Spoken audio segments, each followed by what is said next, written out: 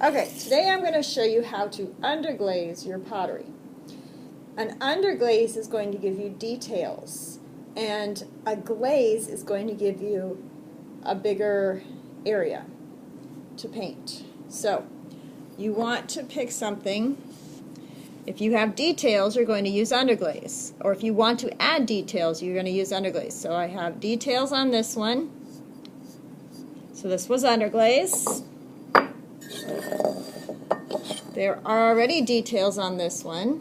There weren't any details on this one, so they added some designs to it in the lines, in the black. That's underglaze. This one they enhanced their design a little more by using underglaze. Now to get it this shiny, you have to make sure to put clear coat on top, which I will show you. So, to start with, take a damp sponge, wipe off your entire project with just a damp sponge. You're not trying to get it wet, you're trying to wipe off the dust so that the dust does not get mixed in with your glaze or underglaze, and so that the glaze and underglaze actually sticks. The underglazes are up here at the top. My samples are right here, so you know what colors to choose from. And then make sure you grab boxes that say current box on them. That way we don't have multi-containers of underglaze open and they're all drying out because they're not getting used. Underglazes dry out fairly quickly, so make sure you're using the current box. If something is dried out, let me know so we can fix it or replace it. Okay, so here are my images of my samples of underglazes. These all have a clear glaze on top. That's how they finish shiny. So make sure you read what's written below them so you get the right color. I did not make these names. These are the manufacturer's names. So I'm going to use violet and I'm going to use purple. And the purple doesn't really look purple. It's more of a blue violet. So I'm going to pick those two. So I go into my current boxes and everything is labeled. Everything is labeled. So here is my amethyst. And I'm going to leave that spot open so people know that I have it. So if you need to use amethyst as well and it's not in the box, then make sure to go find who has it. And then when I put things back, I'm going to make sure it goes right back in that spot. So I have my amethyst. And I'm also going to use purple. So I'm going to grab my purple. Now the only one that's not in the box is medium blue because I went through it really fast before. So there is a big jar of medium blue. Make sure it says underglaze on it. It should say underglaze on it. So if you're looking for medium blue, it's going to be up there. Okay, so I have my colors picked out. Now I need brushes. Glaze brushes are right here, and underglaze brushes. Pick out some soft ones, because if they're stiff, they're too stiff, then you're not going to get any kind of flow to your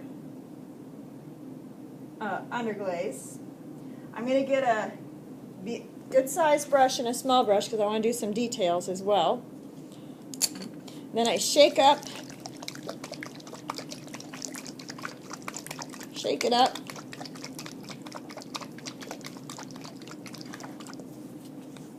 And then this is a new bottle, so I'm going to open this up.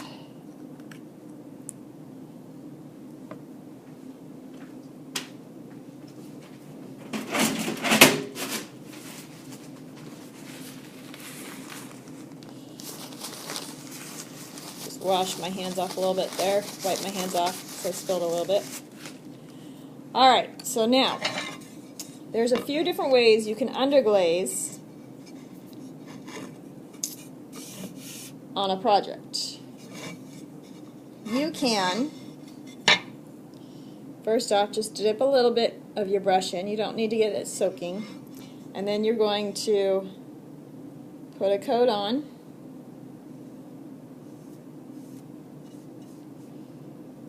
I didn't get that shaken up very well.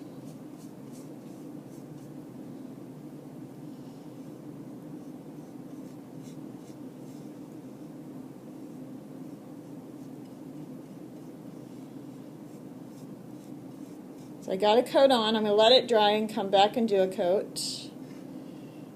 I'm going to go ahead and brush on my whole shirt with this violet. Sorry, with the purple.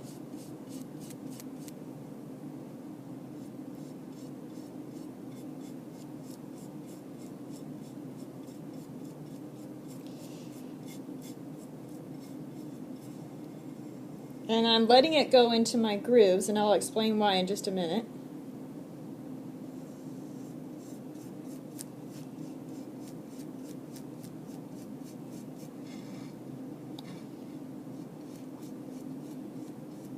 I'm tilting it up just so that you can see what I'm doing, but you do not have to tilt it up.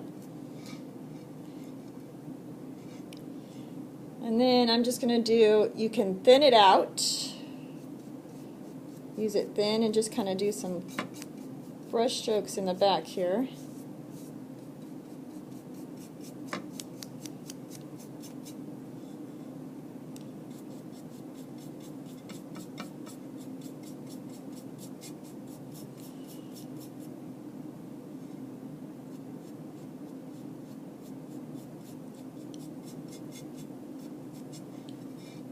Then I'm going to close up my purple first, because I'm done with purple. Well, if I wanted it just straight, I'd do a second coat once it's dry, which you can see it doesn't take long to dry. It's drying fairly quickly. So I could do a second coat. I'm going to shake that up a little more first. Make sure that lid's on tight before you shake it.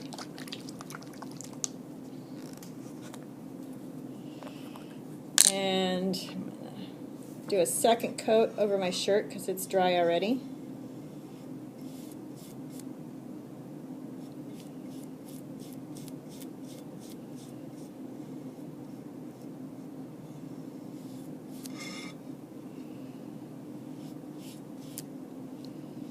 When it's wet, it's darker.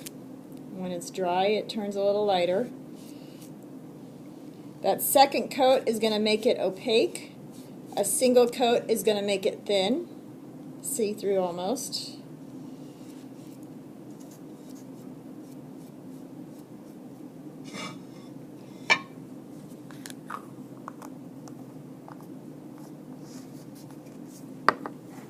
I'm going to go clean out my brush.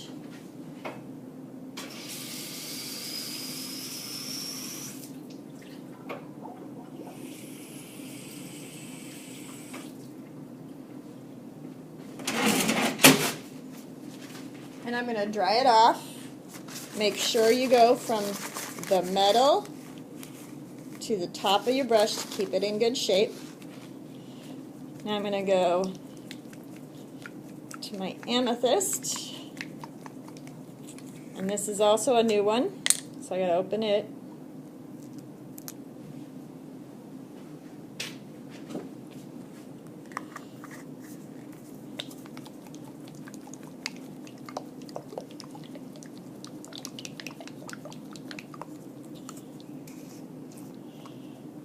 And for this one, I'm going to do some more thin coats back here in my background. A real thin coat, as thin as I can, over that purple with the amethyst.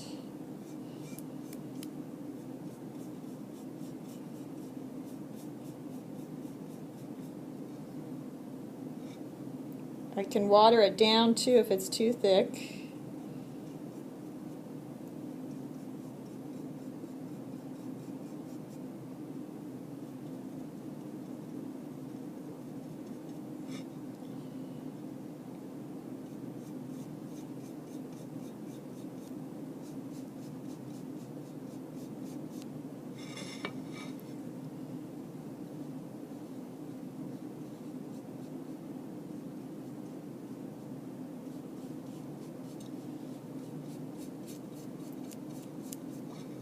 And then of course I can paint details.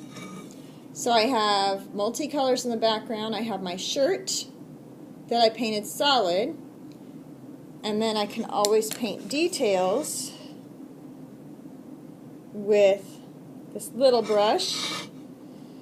And I'll just paint.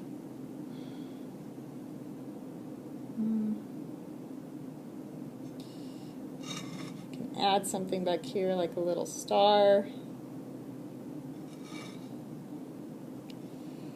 Now these two colors are going to mix in the kiln.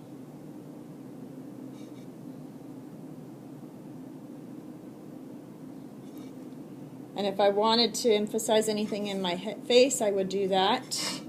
Make sure to clean out my brushes. Now, another thing you can do is take your sponge, once that's all covered, and if you want it just in the grooves, you can wipe away.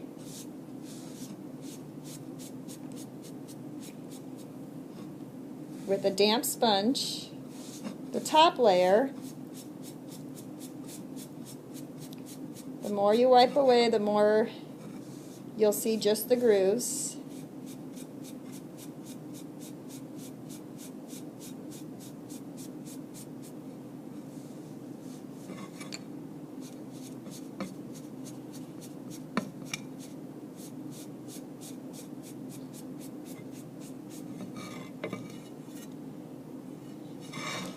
I'm going to finish my amethyst so that I can show you finished. I think I'm going to leave my face white.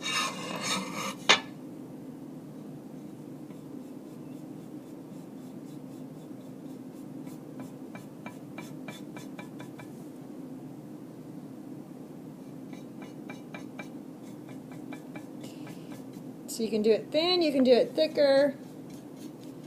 You can do thin single coat if you want it just kind of see-through like. If you want it thick, then do a second coat. So my background I'm going to leave kind of soft, thin like. You can wipe it away and leave it in the grooves only.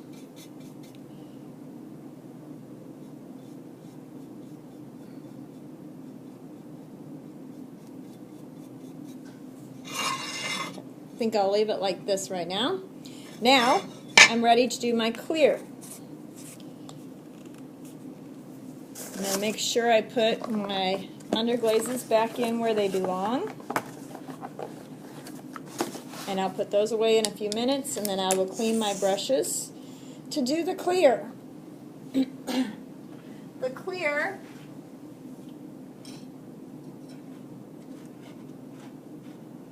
is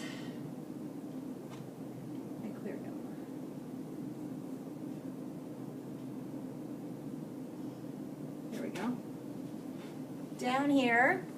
Can't see me, sorry.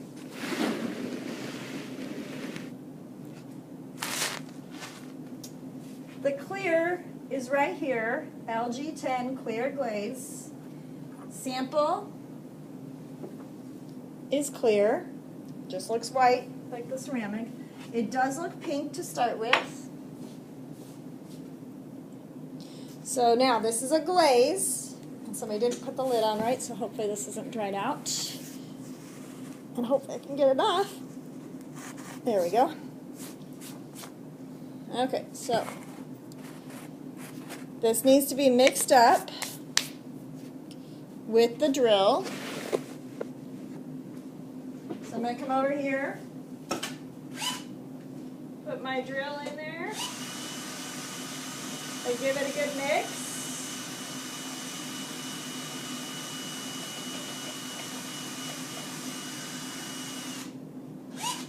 When you're done mixing, make sure you clean out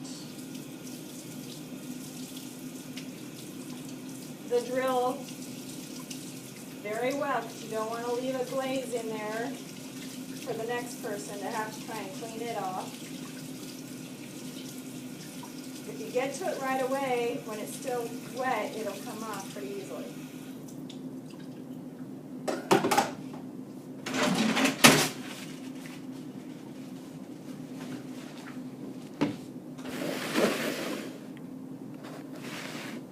Okay, now, next step I'm going to grab this plate from in here and a sponge from in here, a clean sponge. So, the first step, so that you don't smear your underglazes, because they will move on you if they'll wipe away, remember, they can be wiped away, is to sponge on your first layer. So I'm going to take some of this glaze and I'm going to pour a little bit out onto my plate. I'm going to take the sponge and wipe off the edge of that glaze so that it doesn't leave a mess where it won't close like somebody left, so I'm going to have to fix that before I put it away. Now I'm going to get a little bit of this pink on the sponge. I have some pink on the sponge. Remember, it's going to, once it's in the kiln, it's going to become clear. And I'm going to dab that on to make sure I get a good coating of it. This is just for my first layer. And I'm watching my sponge as I dab it on because I don't want to transfer my color somewhere else.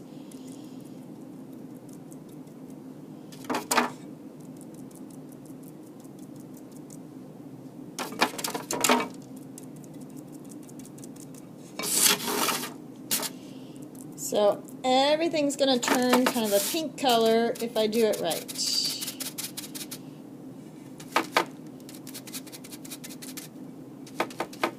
Now this is more important if you have colors that you really don't want to transfer.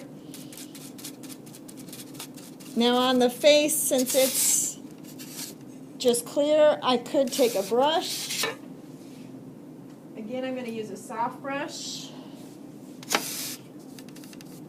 And I'm going to use what I have left on my plate and go ahead and brush a coat on.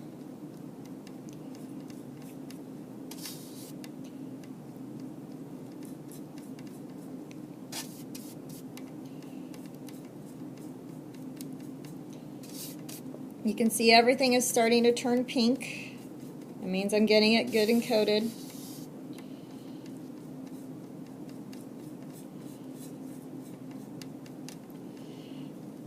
Then I can go start dipping into the jar with the brush.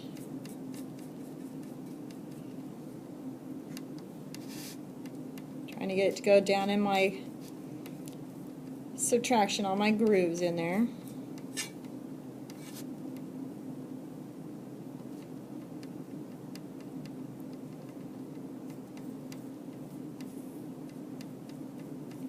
You're going to want to do a second coat of the clear once the first coat is dry, which again, you can see glazes don't take very long to dry.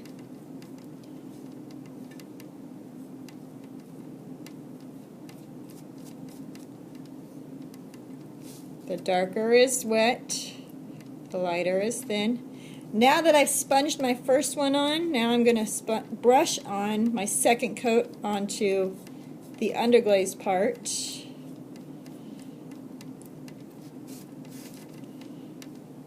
It shouldn't smear this time because I've already got my first coat on there, but you still want to watch where your brush marks go.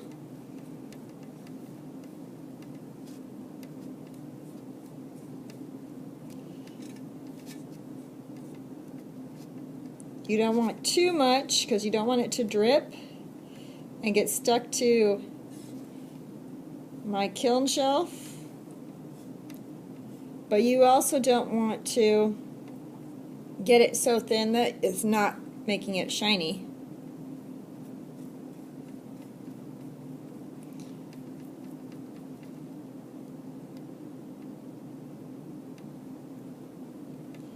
Okay, so now that I'm going to let dry and it will fire in the kiln. I'm going to clean up everything.